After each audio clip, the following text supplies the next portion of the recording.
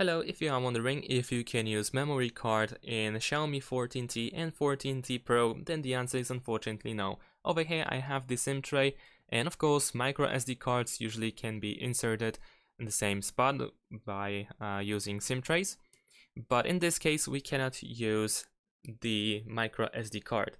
Of course you can read that we have the SIM card slot, and sometimes SIM card slots can be shared with micro SD cards, so sometimes you can use one or the other. However, in this case, it seems to be no indication that we can use the micro SD card. And just to prove it, over here I have my micro SD card, and as you can see, the size of the micro SD card is pretty much the same as the whole SIM tray.